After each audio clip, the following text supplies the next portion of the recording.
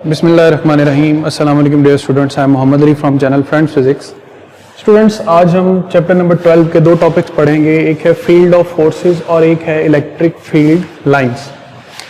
सबसे पहले electric field को डिफाइन कर लेते हैं कि it is stated as the force experienced by a test charge.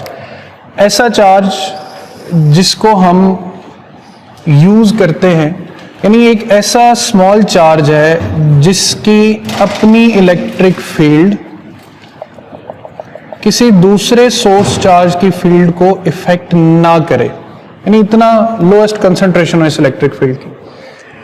अब इलेक्ट्रिक फील्ड है क्या? बेसिकली स्टूडेंट्स के जितने भी चार्जेस होते हैं वो अपने गिर्द एक स्पेस सराउंड करते हैं जिसके अंदर वो अपना इफेक्ट या अपनी फोर्स एक्सर्ट कर सकते हैं। जैसे सूरज है तो ये पूरी यूनिवर्स पर तो अपना इफेक्ट नहीं जनरेट कर रहा, ये अपनी ग्रेविटेशनल फील्ड जो है उससे 9 प्लैनेट्स को इफेक्ट कर रहा है। सेम इसी तरह ये थी ग्रेविटेशनल फोर्स, और इसी से मिलती जुलती है कूलम फोर्स। कि जो कूलम फोर्स है उस फोर्स में भी हर चार्ज पार्टिकल दूसरे चार्ज पार्टिकल पे फोर्स एक्सर्ट कर सकता है, लेकिन कहां तक कर सकता है, उस हद को हम electric field of the charge का नाम देते हैं। So force experienced by a test charge in the vicinity of a source charge, that field is called electric field। अब यहाँ पर हम एक सिंगल चार्ज की इलेक्ट्रिक फील्ड जो है उसको डिस्कस करने लगे हैं। इसको E से डिनोट करते हैं, ये एक वेक्टर क्वांटिटी है F/Q, force per unit charge. इसका यूनिट बनता है न्यूटन पर कूलम। आगे कुछ टॉपिक्स में हम ये भी पढ़ेंगे कि इसी इलेक्ट्रिक फील्ड का यूनिट वोल्ट पर मीटर भी है, और आपको ये प्रूफ भी शॉर्ट क्वेश्चंस में आता है कि प्रूव दैट न्यूटन पर coulomb is equal two volt पर मीटर और वाइस वर्सा। अब सपोज हमारे पास एक पॉजिटिव चार्ज है और वो पॉजिटिव चार्ज अपने गिर्द एक स्पेस सराउंड कर रहा है जिसमें अगर हम किसी टेस्ट चार्ज को, स्टूडेंट्स ये टेस्ट चार्ज है, इसको लेकर आएंगे तो इस टेस्ट चार्ज पर क्या एग्जर्ट होगी? फोर्स एग्जर्ट होगी। अभी तो देखें इसकी जो फील्ड है उससे चार्ज बहुत बाहर है, तो इस चार्ज पे इस वक्त लगने वाली फोर्स क्या है? 0। अब इसी टेस्ट चार्ज को अगर हम इस जगह पर लेकर आते हैं तो a minute force start acting on this test charge Q0। अब इसी चार्ज को अगर हम और करीब लेकर आएंगे इस सोर्स चार्ज के, तो the magnitude of force will increase on the same test charge. So greater you approach nearer to the source charge, greater will be the magnitude of force on this test charge। so ये जो शिद्दत है, ये जो intensity है field की, कि जैसे जैसे हम चार्ज को करीब लेकर आते जाते हैं जो मैग्नीट्यूड ऑफ फोर्स है वो बढ़ता चला जाता है। तो when force vary on the test charge, then this ratio of force and test charge is named as electric field intensity। इसे इलेक्ट्रिक फील्ड भी कहते हैं, इलेक्ट्रिक फील्ड स्ट्रेंथ का नाम भी देते हैं। सो इसी फॉर्मूला को आगे हम डिराइव करेंगे। F/Q0 है, F यानी कूलम फोर्स, Fc या Fe कर लें इलेक्ट्रिक फोर्स है, कूलम फोर्स है ये। इक्वेशन क्या होती है? K Q1 Q2 over R²। अब हमारे पास जो Q1 है वो है सोर्स चार्ज और Q2 जो है वो है टेस्ट चार्ज। तो Q1 Q2 की जगह पे Q0, तो ये हमने क्या फाइंड कर ली? फोर्स। अब हम फोर्स की ये वैल्यू इस इक्वेशन नंबर 1 में पुट करेंगे, तो E is equal to F/Q0। तो 1/Q0 स्टूडेंट्स लिखा रहेगा, F की वैल्यू पुट कर देंगे। अब देखें Q0 से Q0 क्या हो रहा है? कैंसिल। तो electric field just remained KQ/R², KQ/R²। It means कि electric field simply depends upon the source charge rather than the test charge. कि इलेक्ट्रिक फील्ड जो है वो डिपेंड करती है सोर्स चार्ज पर बजाय टेस्ट चार्ज के। अब हम एक तो इसको वेक्टर फॉर्म में लिखेंगे, कि वेक्टर फॉर्म में लिखने के लिए क्या होता है कि E वेक्टर, E मैग्नीट्यूड और फिर यूनिट वेक्टर। सिंपली K की वैल्यू क्या थी? 1/4 pi epsilon not. Epsilon not किसके लिए है? वैक्यूम के लिए। तो ये फॉर्मूला बनेगा इलेक्ट्रिक फील्ड का वैक्यूम कंडीशन में, कि E is equal to 1/4 pi epsilon naught Q/R²।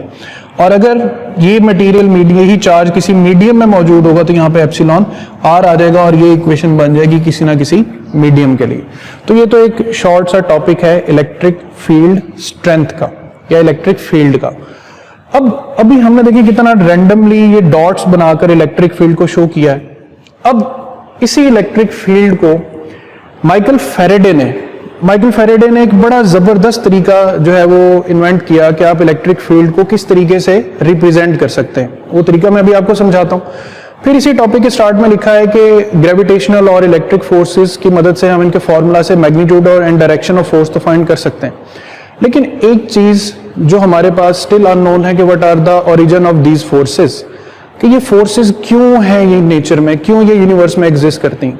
Students, इसका आंसर अभी तक नामालूम है, लेकिन तहकीक जारी है। जैसे ही ये ओरिजिन, जैसे ही ये चीज़ें हम पर जो है आश्कार हुई, वो इंशाल्लाह रिसर्च वर्क में दुनिया के सामने आ जाएंगी। दूसरा बड़ा क्वेश्चन ये था कि ये फोर्सेस एक बॉडी से दूसरी बॉडी में ट्रांसफर कैसे होती हैं। तो सबसे पहले तो हम अब concept of electric field line को अंडरस्टैंड करेंगे।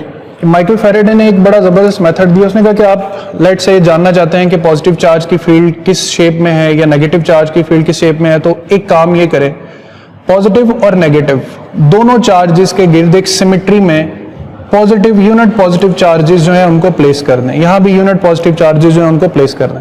अब देखें, पॉजिटिव पॉजिटिव एक दूसरे को रिपेल करते हैं, तो ये पॉजिटिव चार्ज रिपेल होगा, ये पॉजिटिव चार्ज भी रिपेल होगा, ये पॉजिटिव चार्ज भी रिपेल होगा। इन शॉर्ट, तमाम यूनिट पॉजिटिव चार्जेस इस चार्ज से अवे मूव करेंगे।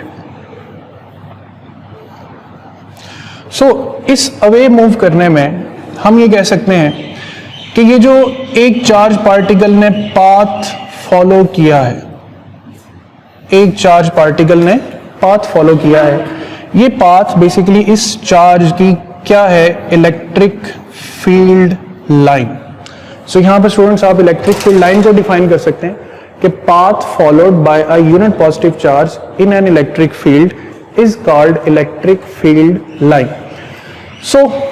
हर पॉजिटिव चार्ज एक इलेक्ट्रिक फील्ड लाइन फॉलो कर रहा है और ऑटोमेटिकली आप यहां पे जितने ज्यादा यूनिट पॉजिटिव चार्जेस रख देंगे उतनी फील्ड डेंसिटी जो है वो आपके सामने क्लियर हो जाएगी। अब यहां से एक चीज क्लियर होती कि जो पॉजिटिव चार्ज है उसकी फील्ड की डायरेक्शन क्या होती है, आउटवर्ड।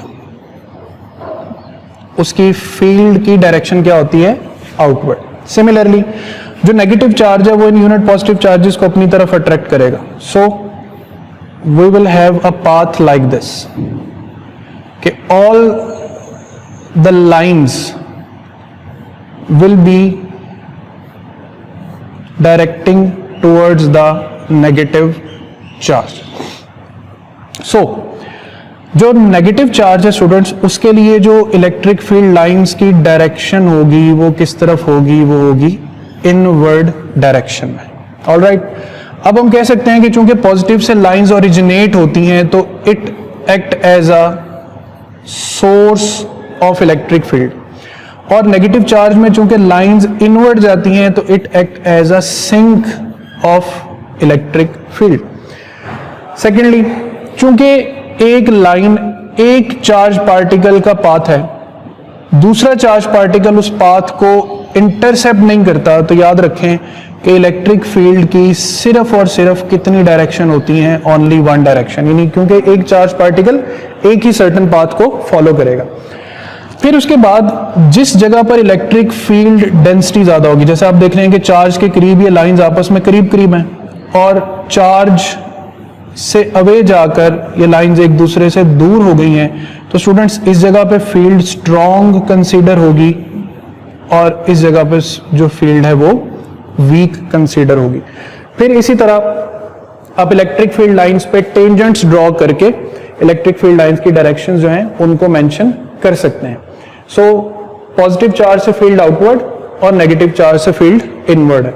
अब हम इन लाइंस के कॉन्सेप्ट्स को यूज करके स्टूडेंट्स अट्रैक्शन और रिपल्शन को कैसे शो कर सकते हैं। जैसे हम जानते हैं कि पॉजिटिव चार्जेस एक दूसरे को रिपेल करते हैं, तो रिपेल करने का मतलब है कि इनकी फील्ड्स इस तरीके से ओरिएंटेड हो जाएंगी जब ये एक दूसरे के सामने आएंगे, यानी फील्ड्स आपस में एक दूसरे के साथ शेयर्ड ही नहीं होंगी। और ये जो रीजन होगा इस जगह पे इलेक्ट्रिक फील्ड क्या होगी, जीरो। अच्छा, अब ये जो लाइंस हैं इन पे डायरेक्शन भी मेंशन करना जरूरी है, क्योंकि पॉजिटिव चार्ज से लाइंस की डायरेक्शन आउटवर्ड होती है, तो आप यहाँ पे एरोज लगा देंगे आउटवर्ड डायरेक्शन में। ऑलराइट, सिमिलरली नेगेटिव चार्ज और नेगेटिव चार्ज में भी जो रिपल्शन है वो कुछ इसी तरह की होगी, ये देखें इस तरीके से। लेकिन अब यहां पे इलेक्ट्रिक फील्ड की direction students away from charge नहीं, टूवर्ड्स चार्ज होगी। तो देखें शेप बिल्कुल सेम है, लेकिन यहां पर फील्ड्स की डायरेक्शन आउटवर्ड शो करनी है और यहां पे फील्ड्स की डायरेक्शन इनवर्ड, और यहां पर वही जीरो फील्ड लोकेशन का पॉइंट क्रिएट होगा। अगर पॉजिटिव और नेगेटिव चार्ज है तो स्टूडेंट्स पॉजिटिव से लाइंस ऑफ फोर्सेस निकलेंगी and they will end on the negative charge, and that's how attraction will prevail।